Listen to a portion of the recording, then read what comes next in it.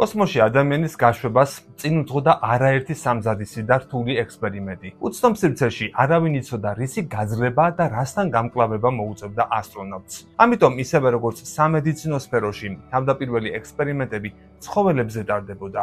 ძაღლი, კატა, მაიმუნი და შემდეგ ადამიანი. კოსმოსში ვოიაჟისთვის მზადებამ ეს ეტაპები გაიარა. კოდის ამ ეპიზოდში მოგიყვებით მაიმუნის, საბჭოთა ძაღლებისა და ფრანგი კატის შესახებ, რომელთაც ადამიანამდე მოინახულეს კოსმოსი და იმოგზაურეს უწონადობაში. დავიწყებ მაიმუნით.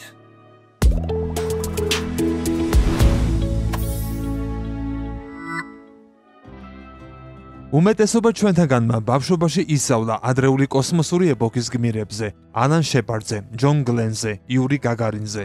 მაგრამ არის ერთი კოსმოსური პიონერი, რომელიც ისტორიამ თითქმის სრულად დაივიწყა.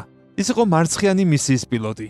მისიის, რომელმაც გზა გაუკვალა ამერიკის ჩართვას კოსმოსურ რბოლაში. მისი სახელია ჰემი. ის იყო შიმპანზე. და ეს არის დაუჯერებელი ისტორია იმის შესახებ, რაც მოხდა, როდესაც ნასამ ის კოსმოსში გაუშვა.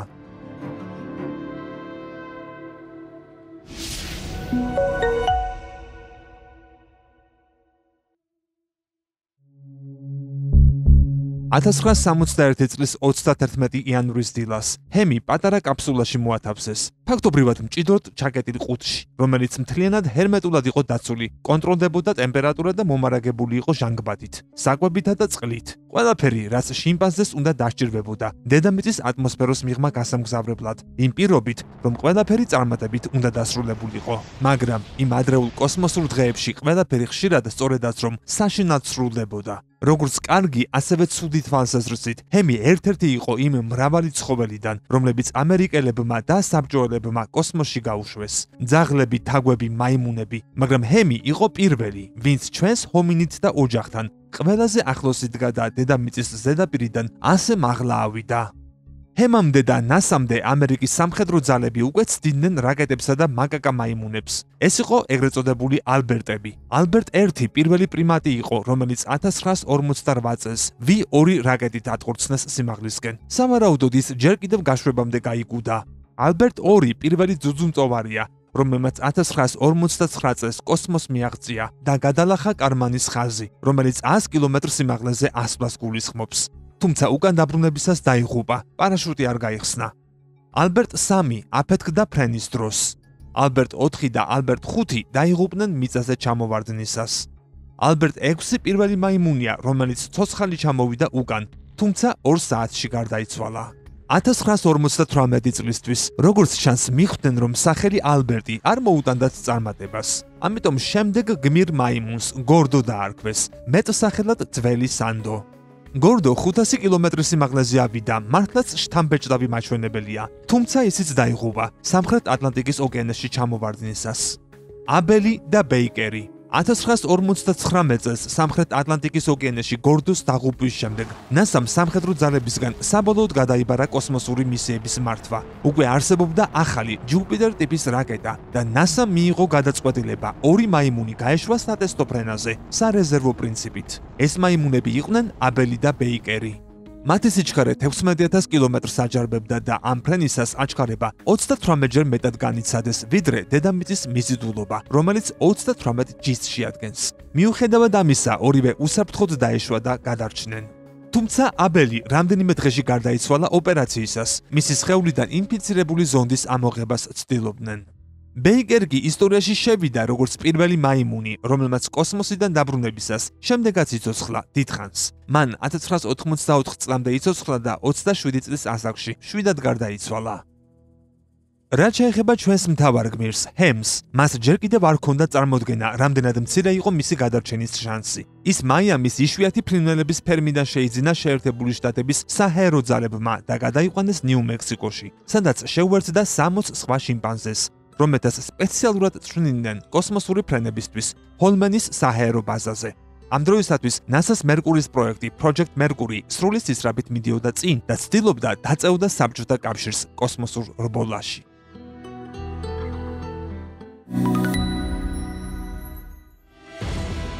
NASA-ს საბოლოო მიზანი იყო პირველი ადამიანის გაშვება კოსმოსში, მაგრამ იმ დროს ჯერ კიდევ არავინ იცოდა ზუსტად, როგორ იმოქმედებდა რაკეტით ფრენა ადამიანზე. განსაკუთრებით ისეთი ფაქტორები, როგორიცაა ძლიერი აჩქარება, G-ძალები. ფრენამდე ჰემს ასწავლეს, რომ როცა ცისფერი შუქი აინთებოდა, უნდა გამოეწია ბერკეტი. NASA-ს სურდა დარწმუნებულიყო, რომ ასტრონავტებს კოსმოსური სტრესის პირობებშიც შეეძლებოდათ მართვის პანელის გამოყენება. სწორედ ამიტომ ეს ექსპერიმენტი ჰემთან იყო ერთ-ერთი მთავარი ტესტი.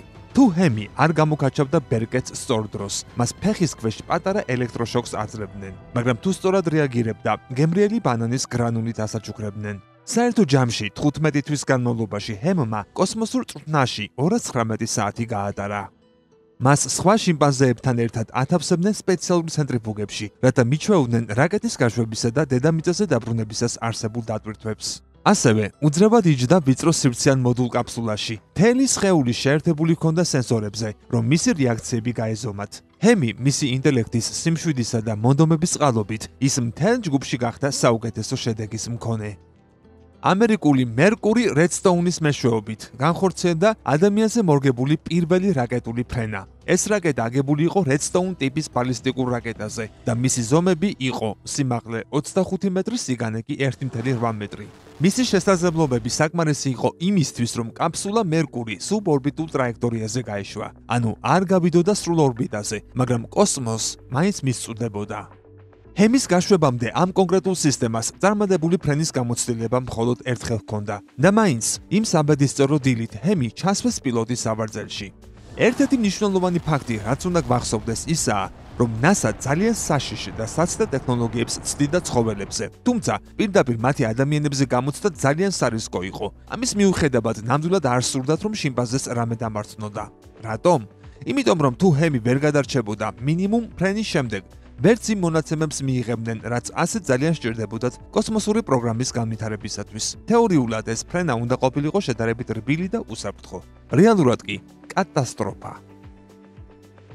როცა ჰემის მერკური რედსტოუნის რაკეტა დილით ცაში აიჭრა, ყველაფერი იმედის მომცემი იყო, მაგრამ მალევე მოხდა პირველი სერიოზული გაუმართავობა. საწვავის სარქველი გაიხსნა იმაზე მეტად, ვიდრე საჭირო იყო, რამაც გამოიწვია ძრავის გადაჭარბებული ბიძგი, ბევრად მეტი, ვიდრე გათვლილი ჰქონდათ. ეს იყო პირველი ეპოქა, როცა კოსმოსური აპარატები კომპიუტერული მართვის სისტემების გარეშე ფუნქციონირებდნენ.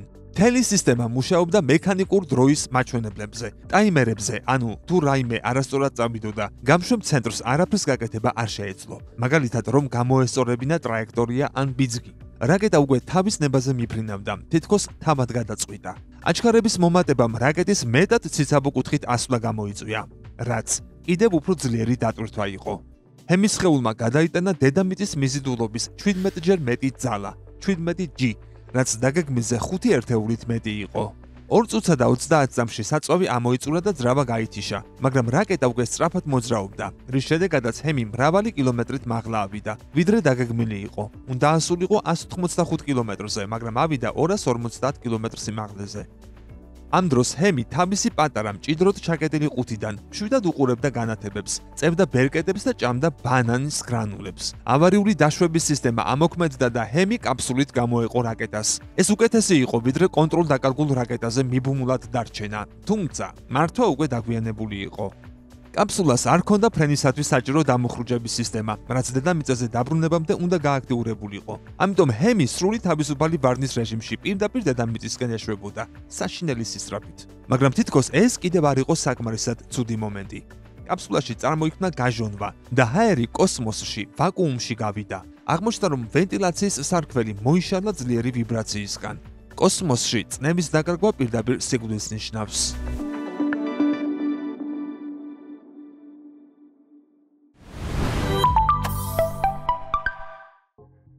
მაგრამ ჰემს გაუმართლა, ის ისევ თავის ჰერმეტულად ჩაკეტილ და წნევიან ყუთში იყო, სადაც აგრძელებდა ბერკეტების გამოწევას და დავალებების შესრულებას. დაშვება. რაკეტით გაშვების მსგავსად დაბრუნებას თითქმის ისეთივე დამანგრეველი იყო. ჰემის სხეულმა 14 G-ს დატვირთვა გადაიტანა, როდესაც კაფსულა ცხვირით შეიჭრა ატმოსფეროში. იმ პერიოდში მეცნიერებს სჯეროდათ, რომ ცხვირით დაშვება უფრო აეროდინამიკური იყო, რადგან ჰაერის წინააღმდეგობას ნაკლებად აწყდებოდა. მაგრამ ამავე დროს ეს ნიშნავდა, რომ კაფსულა დაბრუნებისას მეტ სისწრაფეს ინარჩუნებდა, რაც დაშვებას უფრო სახიფათოს ხდიდა. პარაშუტები გაიხსნა და კაფსულის ქვედა მხარეს აერობალიშებიც გაიბერა, რათა დაშვება შემსუბუქებულიყო. ჰემის მერკური კაფსულა 18 წუთში დაეშვა ატლანტის ოკეანეში. სპეციალური საღებავიც დაიღვრა წყალში, რათა სამაშველო ჯგუფებისათვის კაფსულა ადვილად შესამჩნევი ყოფილიყო. პრობლემა: დაშვება დაახლოებით 200 კილომეტრით უფრო შორს მოხდა, ვიდრე დაგეგმილი იყო. პირველი სიგნალი კაფსულიდან დაფიქსირდა დაშვებიდან 12 წუთში. 27 წუთში საძიებო თვითმფრინავები ლოკაციას აფიქსირებენ. კაფსულა კანავერალის კონცხის სანაპიროდან 675 კილომეტრით შორს იმყოფებოდა. ჰემი ისევ საფრთხეშია. კაფსულაში წყალი იწყებს შესვლას და იძირება. დაშვებისას სიცხისგან დამცავი ფარები ნაწილობრივ მოიშალა და კაფსულის გარსი გაიხრიდა. ამას დაემატა გაფუჭებული სარქველი, რომელიც ჯერ ჰაერს უშვებდა კოსმოსში და ახლა წყალს უშვებდა შიგნით. საბოლოოდ კაფსულაში დაახლოებით 360 ლიტრი წყალი შევიდა, სანამ სამხედრო საზღვაო ფლოტის ვერტმფრენებმა მისი ამოყვანა მოახერხა. რა მდგომარეობაში იქნებოდა ის? შეიძლებოდა შიმპანზეს გადარჩენა იმ ყველაფრის შემდეგ, რაც გადაიტანა?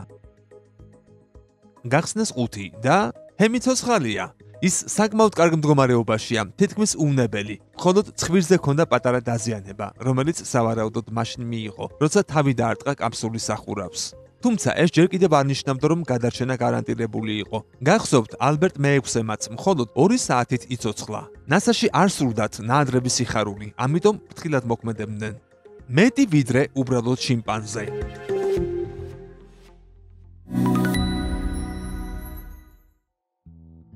ჰემის ეს ფრენა იყო დასასრული ერთი მარტივი ცხოველის ისტორიისა, მაგრამ ამავდროულად დასაწყისი ახალი ამერიკული გმირობების გზის. ჰემი სასახელო გახდა. მანამდე ის ცნობილი იყო მხოლოდ როგორც ნომერი 65. ნასას არ უნდოდა, რომ ცხოველს, რომელსაც სახელი ჰქონდა, რაიმე დამარცხნოდა და საზოგადოებას ზედმეტად ემოციურად გაეღიზიანებინა, მაგრამ ჰემი არ დაღუპულა. მან დაბრუნება მოახერხა და ცოტახნით პოპულარულ ფენომენად იქცა. მყისერად პოპულარული გახდა მედიაში. ფოტოგრაფები, ტელევიზიები უხვად იყო მის გარშემო. მაშინ Ray Allen and the Embersმა გამოუშვა სიმღერა სახელწოდებით I'm the Space Monkey. მაგრამ რაც მთავარია, ჰემის სასწაულებრივმა გადარჩენამ NASA გაათავისუფლა ასტრონავტების შესაძლო სიკვდილის შიშისგან. ეს იყო ერთგვარი თავდაჯერება, რათა 1961 წლის 5 მაისს ალან შეპარდი გაეშვათ კოსმოსში. მართალია მას წინ გაუსწრო იური გაგარინმა საბჭოთა კავშირიდან, რომელმაც აპრილში იფრინა, მაგრამ ჰემის მისიამ NASA-ს ახალი ცხოვრების ნამდვილი დასაწყისი უზრუნველყო, მომავალი 10 წლეულების წარმატებული მისიებისკენ, თვარემდე და მის მიღმაც. დავიწყება და მემკვიდრეობა. როცა უკვე ადამიანები გაუშვეს კოსმოსში, ჰემი ნელ-ნელა მიივიწყეს. 1963 წელს ჰემი სამსახურიდან გაუშვეს. მან 20 წელი ამერიკის ზოოპარკებში გაატარა. 1983 წელს 25 წლის ასაკში გარდაიცვალა. მისი სხეული NASA-ს გადაეცა. თავდაპირველად მათ სურდათ, რომ ჰემის ფიტული დაემზადებინათ და გამოეფინათ სმითსონის მუზეუმში, მაგრამ საზოგადოებისგან დიდი წინააღმდეგობა მიიღეს. შედეგად, მისი ჩონჩხი ახლა ინახება სპეციალურ უჯრაში, ჯანდაცვის და მედიცინის მუზეუმში, მერილენდში. რაც შეეხება მის დანარჩენ სხეულს, კანსა და ორგანოებს, ისინი დაკრძალეს ნიუ-მექსიკოში კოსმოსის საერთაშორისო დიდების დარბაზში. თუ ოდესმე გსურს ჰემისათვის პატივის მიღება, სწორედ იქ, ნიუ-მექსიკოში შეგიძლია ამის გაკეთება. და თუ მაინც და მაინც შენახული კოსმოსური მაიმუნის ნახვა გინდა, შეგიძლია იხილო აბელი, ისევ თავის რაკეტულ სავარძელში, National Air and Space Museum-ში, ვაშინგტონში. შიმპანზე მაიმუნს მადლობა გადავუხადოთ გაწეული სამსახურისათვის და ნათელში ყოფნა ვუსულვოთ. და აი ამ ხელა ისტორიის შემდეგ ვისაუბრებ კოსმონავტ ძაღლებზე საბჭოთა კავშირიდან. ძირითადად ლაიკების, ბელკასა და სტრელკას შესახებაა ცნობილი, თუმცა მანამდე იყვნენ სხვა ძაღლებიც. მოდი გავიცნოთ ისინი და უფრო მეტი გავიგოთ ადამიანამდელ კოსმოსურ რბოლაზე. გაიცანით მეთაურები, პატარა ნახშირი და სინათლის ნიავი. სინამდვილეში მათი სახელებია უგოლეკი და ვედეროკი. მიუხედავად იმისა, რომ ისინი სხვადასხვა სახეობის არიან, ერთი რამ აქვთ საერთო. ისინი იყვნენ ერთ-ერთი იმ იშვიათ ძაღლებს შორის, რომლებმაც კოსმოსში მოგზაურეს. ისინი მოათავსეს პატარა კაფსულებში და დაამაგრეს უზარმაზარ რაკეტებზე, რომლებიც საბჭოთა კავშირმა ააშენა და გაუშვა. მოიცადა ერთი წამით. მოგესალმებით საბჭოთა კავშირში, ამხანაგებო. 1950-იან 60-იან წლებში საბჭოთა კავშირი ღრმად იყო ჩართული შეიარაღებისა და კოსმოსურ რბოლაში, თავის მთავარ მტერთან, ამერიკის შეერთებულ შტატებთან. ამ დროს საბჭოთა სახელმწიფოს მიზანი იყო მაქსიმალურად გამოევლინა ინჟინრების პოტენციალი რაკეტების ასაგებად. საბჭოთა რუსეთში კვალიფიკაციის მნიშვნელობა არ ჰქონდა. ინჟინერი არის ინჟინერი. რადგან საბჭოთა კავშირი არ აპირებდა კომუნისტი გმირების სიცოცხლის საფრთხეში ჩაგდებას. მათ საუკეთესო გამოსავლად ქუჩიდან მაწანწალად ძაღლების დაჭერა და კოსმოსში გაშვება მიიჩნიეს. როგორ დაგეგმეს? 1959-1960 წლებში ძაღლები გამოიყენეს როგორც სუბორბიტალური, ისე ორბიტული ფრენებისთვის. მის გასარკვევად იყო თუ არა კოსმოსური ფრენა უსაფრთხო ადამიანებისთვის. ზოგი ძაღლი ფაქტობრივად თვითმკვლელობის მისიაში გაგზავნეს და კოსმოსში დაიღუპა, ხოლო ზოგი გადარჩა და დაბრუნდა. რატომ გააკეთეს ეს? არა, არ გეგონოთ რომ მხოლოდ არაყის, ეგრეთ წოდებული ვოდკის მოხმარების შედეგი იყო ასეთი ექსპერიმენტები და არც ის, რომ ზოგიერთი ინჟინერი წლების განმავლობაში ციმბირში ხეებს მუშტით ჩეხდა, რაც რა თქმა უნდა სასაცილოა, ილუზია. სინამდვილეში კოსმოსური ხომალდები, რითაც კოსმონავტ ძაღლებს დედამიწის მიღმა უშვებდნენ, საკმაოდ დახვეწილი იყო და ამ პროგრამის უკან ნამდვილად ლოგიკური არგუმენტებიც იდგა. მოდი გავარკვიოთ, რატომ გაუშვა საბჭოთა კავშირმა ძაღლები კოსმოსში. რატომ აერჩიეს ძაღლები? იყო რამდენიმე მიზეზი, რის გამოც მეცნიერებმა კოსმოსური ფრენებისათვის ძაღლები აერჩიეს და არა სხვა ცხოველები. მოუსვენრობას უკეთ უძლებენ. ძაღლები ადამიანებთან შედარებით უკეთ ეგუებიან ხანგრძლივ უმოქმედობას, რაც კოსმოსში ფრენის დროს კრიტიკულია. მაწანწალად ძაღლები უფრო მდგრადები არიან სიცივისა და შიმშილის მიმართ, ვიდრე შინაური ძაღლები, რომლებიც კომფორტულ ცხოვრებას არიან მიჩვეულნი. ინტელექტუალური შესაძლებლობები. ძაღლები საკმაოდ ჭკვიანი არსებები არიან, ბევრ ცხოველზე მეტადაც. შესაძლებელი იყო მათი სათანადოდ გაწვრთნა კოსმონავტებად. მათ შეეძლოთ მიკროფონში ყეფა, რათა კავშირი შენარჩუნებულიყო მისიის მართვის ცენტრთან. ჯანმრთელობის მონიტორინგი. მათი ფიზიკური მდგომარეობა მუდმივად კონტროლდებოდა. დედალი ძაღლების უპირატესობა. ისინი ნაკლებ სივრცეს საჭიროებდნენ შარდვისთვის, რაც ხომალდის დიზაინისათვის მნიშვნელოვანი იყო. ინჟინრებმა სპეციალური მოწყობილობები შექმნეს მათი ნარჩენების მოსაგროვებლად. როგორ ამზადებდნენ ძაღლებს კოსმოსისთვის? ძაღლები ფრენის წინ კაცრ ტრენინგს გადიოდნენ. 15-20 დღე გალიაში იზოლაციაში ყოფნა სხეულის ადაპტაციისთვის. სპეციალური კოსმოსური სკაფანდრები იქმნებოდა ძაღლებისთვის, რომლებიც სერიოზულად იტესტებოდა. ყველაზე რთული იყო ჩუმ სივრცეში საათობით გაჩერება, თან პატარა კაფსულაში. იყენებდნენ სიმულატორებს რაკეტის გაშვებისას არსებული რყევის იმიტაციისთვის. ცენტრიფუგებით ქმნიდნენ ხელოვნურ ჯიძალებს, რათა დაეტესტათ ძაღლების ფსიქოლოგიური და ფიზიკური გამძლეობა. კვებისათვის სპეციალურ ჟელეებზე გადაჰყავდათ, რომლებიც კოსმოსში დისპენსერებიდან მიეწოდებოდათ. ძაღლებისათვის ეს პერიოდი საშინად საშიში და დამაბნეველი უნდა ყოფილიყო. ძაღლები კოსმოსში. პირველი მისია. ძაღლები გამოიყენეს როგორც სუბორბიტალურ, ასევე ორბიტალურ ფრენებზე, რათა საბჭოთა მეცნიერებს გაიგოთ, როგორ იმოქმედებდა კოსმოსური ფრენა ძუძუმწოვრებზე. პირველი ორი ძაღლი, ვინც სუბორბიტალურ კოსმოსში გაემგზავრა, იყო დეზიკი და ციგანი. ორივე უსაფრთხოდ დაბრუნდა 100 კილომეტრის, 68 მილის ფრენის შემდეგ. მორიგჯერზე გაფრენდა ძაღლის სახელად ლისა, მაგრამ ის დაიღუპა, რადგან კაფსულას პარაშუტი არ გაეხსნა დედამიწაზე დაბრუნებისას. ამ ტრაგედიის მიუხედავად საბჭოთა კავშირი არ გაჩერებულა. 1951 წლის აგვისტოში კიდევ ორი ძაღლი გაუშვეს კოსმოსში ბალისტიკური რაკეტით R-1B და მიაღწიეს იგივე სიმაღლეს 68 მილს. ორი კვირის შემდეგ მოხდა კიდევ ერთი გაშვება, მაგრამ ამ შემთხვევაშიც ორივე ძაღლი დაიღუპა. გაქცეული და შემთხვევით ჩერჩეული კოსმოსური ძაღლები. სმელაია, გულადობის სიმბოლო. გაქრა გაფრენამდე ერთი დღით ადრე, მეორე დღეს იპოვეს და მაინც გაუშვეს კოსმოსში, მაგრამ ისევ პარაშუტის გაუმართავობის გამო დაიღუპა.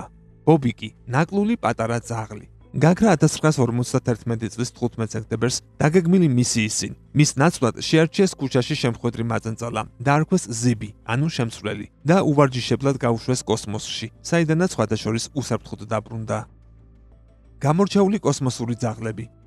მამაცი მდედრი ძაღლი მთელ პროგრამაში 6 ჯერ გაუშვეს კოსმოსის ზღვარზე 1959-60 წლებში. პირველი გაფრენა იყო ძაღლის სახელად პატარა მართა, შემდეგი იყო დამკა, შაშკის დედოფალი და მომდევნო კრასავკა, პატარა ლამაზმანი. მათი ორბიტული მისია შედგა 1960 წლის 22 დეკემბერს. ფრენა იყო ვოსტოკის პროგრამის ნაწილი და მათთან ერთად მხეცუნა თაგვებიც გაფრინდნენ. ყველა ცხოველი დაიღუპა სითბოს ნაკლებობისა და ტექნიკური პრობლემების გამო.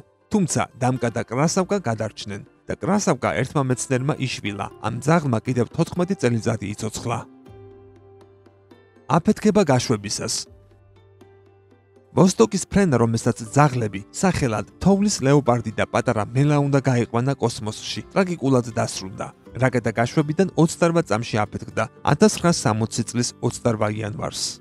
და ამით გადავდივარ ორბიტალურ კოსმოსურ ძაღლებზე, ანუ უფრო მარტივად ძაღლებზე, რომლებიც რეალურად იყვნენ კოსმოსში.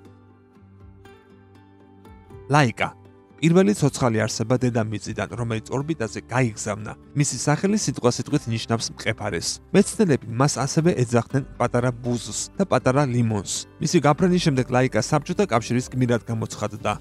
ლაიკა კოსმოსში გაფრინდა, მაგრამ გაშვებიდან დაახლოებით 5 საათში დაიღუპა, სავარაუდოდ მაღალი სიცხისა და სტრესის გამო. 2002 წელს საბჭოთა კავშირის დაშლის შემდეგ გამჭვირვალობის პერიოდში გამოააშკარავდა, რომ იგი ალბათ ჟანგბადის მარაგის ამოწურვის გამო დაიღუპა. გაფრენდა რამდენიმე საათში და არაკვირების შემდეგ, როგორც თავდაპირველად საბჭოთა პროპაგანდა აცხადებდა.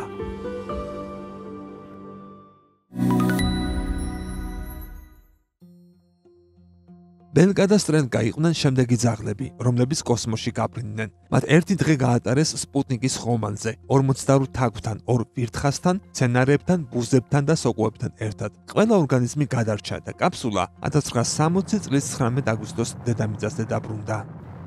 1961 წელს სტრელკას ერთ-ერთი ლეკვი ნიკიტა ხრუშჩოვმა ამერიკის პრეზიდენტ ჯონ კენედის აჩუქა. ბელკასა და სტრელკას შესახებ ფილმიც გადაიღეს. ბელკა და სტრელკა ვარსკვლავური ძაღლები, რაც მათი პოპულარობით იყო განპირობებული. პატარა ბუზი და პატარა ფუტკარი ერთი დღე იმყოფებოდნენ სპუტნიკის ხომალდზე სხვა ცხოველებთან, მცენარეებთან და მწერებთან ერთად, მაგრამ ატმოსფეროში დაბრუნებისას მოხდა რაკეტის გაუმართავობა. უცხო ქვეყნები მოითხოვდნენ კაფსულის დათვალიერებას, რათა ზუსტად გაერკვიათ რა მოხდა, თუმცა საბჭოთა წარმომადგენლებმა კაფსულა დისტანციურად გაანადგურეს, რის შემდეგაც ყველა მგზავრი დაიღუპა. ეს შემთხვევა 1960 წლის 1 დეკემბერს მოხდა და იმ დროს დიდი პოლიტიკური აჟიოტაჟიც გამოიწვია.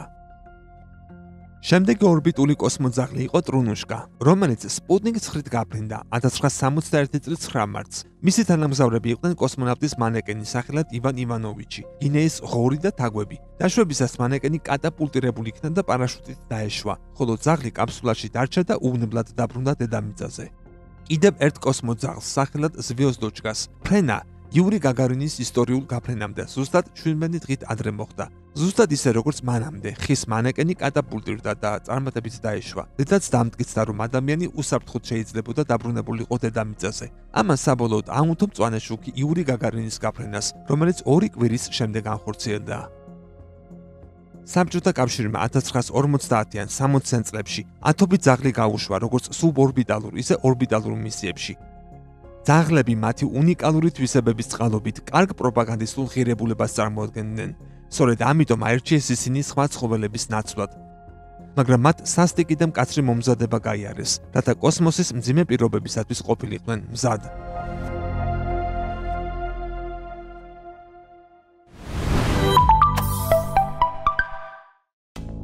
ვიმედოვნებ თქვენთვის საინტერესო იყო ეს უცნაური და სახალისო ნაწილი ამ ვიდეოში საბჭოთა კავშირის კოსმოსურ ძაღლებზე. ეპიზოდის ბოლოს კი მოგიყვებით პირველ კატაზე, სახელად ფელისეტი, რომელმაც კოსმოსში იმოგზაურა.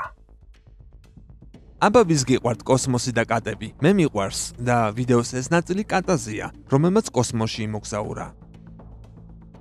1963 წლის 18 ოქტომბერს საფრანგეთმა პირველი კატა სახელად ფელისეტი გაუშვა კოსმოსში, რაკეტა ვერონიკით. მანამდე იგივე რაკეტა უკვე წარმატებით გამოიცადა კოსმოსში ვირთხებთან ერთად. 1960-იანი წლების დასაწყისში ფრანგმა მეცნიერებმა დაიწყეს მზადება უფრო კომპლექსური ტვინის მქონე ძუძუმწოვრის კოსმოსში გასაშვებად, რადგან ადგილობრივ ბიოლოგებს კარგად ჰქონდათ შესწავლილი კატის ტვინის სტრუქტურა, სწორედ კატა შეარჩიეს ექსპერიმენტისთვის. თავდაპირველად კოსმოსური გუნდის წევრი 14 კატა იყო. მეცნიერებმა მამრი კატები მალევე გამორიცხეს, მათი მაღალი შფოთვის დონიდან გამომდინარე. ეს საკმაოდ საინტერესო ფაქტია. აღმოჩნდა, რომ მდედრი კატები ბევრად უფრო მშვიდები არიან, რის გამოც მამრები მთლიანად გამოდიჟეს პროგრამიდან. ახლა დავუბრუნდეთ პირველი კატის კოსმოსში გაფრენის ისტორიას. კოსმოსური მისიის საუკეთესო 4 ფეხა კანდიდატები ადამიანებივით გადიოდნენ მომზადებას. კატებს სპეციალურად წვნინდნენ ხმაურისა და ვიბრაციის ატანაში, შვიდად ყოფნაში, პატარა ყუთში და ცენტრიდან ძალასთან შეგუებაში. მათ ტვინში ჩაინერგა ელექტროდები, რათა კოსმოსური ფრენის დროს ტვინის აქტივობა ეკონტროლებინათ. ექსპერიმენტის მთავარი მიზანი სწორედ კოსმოსური მოგზაურობის ტვინზე გავლენის შესწავლა იყო. მზადების შემდეგ შეარჩიეს 4 ძირითადი კანდიდატი. ერთ-ერთ კატას ელექტროდი გაფუჭებული ჰქონდა და თავიდანვე გამორიცხეს, თუმცა ლაბორატორიაში მოსიყვარულე თილისმად დარჩა. საინტერესოა, რომ მხოლოდ ამ კატას ჰქონდა სახელი სკუბიდუ. დანარჩენები ნომრებით იყვნენ დანომრენი. მეცნიერებს არ სურდათ ემოციური მიჯაჭვა, რათა არჩევანი მხოლოდ მონაცემებზე დაფუძნებით გაკეთებულიყო. ბოლოს, გაფრენის დღეს ფავორიტი გახდა ორფერიანი კატა ნომერი 341. ის არა მარტო ყველაზე დაბალანსებული აღმოჩნდა, არამედ ყველაზე მსუბუქიც, რადგან დანარჩენები ზედმეტად გასუქდნენ. სხვათა შორის თანამედროვე კვლევების მიხედვით, შავთეთრი კატები ყველაზე მშვიდი და მომთმენია. პატარა კატა შეამზადეს გაფრენისთვის, გაახვიეს მავთულებში, ჩასვეს სპეციალურ პატარა სკამში და გაუშვეს ვარსკვლავებისკენ. ალჟირში მდებარე საფრანგეთის პირველი კოსმოსური ბაზიდან. ფრენა მხოლოდ 13 წუთს გაგრძელდა. ამ დროს კატამ განიცადა 5 წუთიანი უწონადობა 152 კილომეტრ სიმაღლეზე. შემდეგი ეტაპი იყო დაბრუნება. კატა პარაშუტიანი კაფსულით დაეშვა და უსაფრთხოდ დაბრუნდა დედამიწაზე. ის ცოცხალი, თუმცა გაოცებული იყო. წარმატებული დაბრუნების შემდეგ მეცნიერებმა მას სახელად ფელისეტი დაარქვეს, პოპ კულტურის პერსონაჟ ფელიქსის პატივსაცემად, რომლის მსგავსად ამ კატის ბეწვიც შავთეთრი იყო. ფელისეტი მაშინვე იქცა ეროვნულ გმირად. გამოვიდა მისით გაფორმებული პოსტები და პოსტერები, თუმცა ფელისეტის ისტორია სამწუხაროდ ამით არ დასრულდა. მისი დაბრუნებიდან 2 თვეში ფრანგმა მეცნიერებმა კატა დააძინეს, რათა მისი ტვინი დეტალურად შეესწავლათ. ამავე წლის 24 ოქტომბერს კიდევ ერთი კატა გაუშვეს კოსმოსში, თუმცა ეს მოკვდა კოსმოსში ყოფნისას და მისი სახელი დღემდე უცნობია. სწორედ ფელისეტმა გახსნა პირველი პროტესტის ტალღა კოსმოსური ექსპერიმენტების წინააღმდეგ, რომელშიც ცხოველები მონაწილეობდნენ. ამიტომ შეგვიძლია ვთქვათ, რომ ამ პატარა კატამ არა მხოლოდ საფრანგეთის კოსმოსური პროგრამა განავითარა, არამედ ადამიანური ეთიკის საკითხებიც წამოწია წინ. მაგრამ ამის მიუხედავად 1960-იან წლებში ადამიანის სხვა დიდი კოსმოსური მიღწევების ფონზე ფელისეტის სახელი დავიწყებას მიეცა. მისი ისტორია მხოლოდ არქივებში არსებობდა. 2017 წელს ერთმა ინგლისელმა ეს ისტორია მოიძია და წამოიწყო კამპანია ფელისეტისთვის მონუმენტის ასაგებად. რამდენიმე თვეში საჭირო თანხა შეგროვდა და ახლა მონუმენტი საფრანგეთში საერთაშორისო კოსმოსური ინსტიტუტის წინ დგას.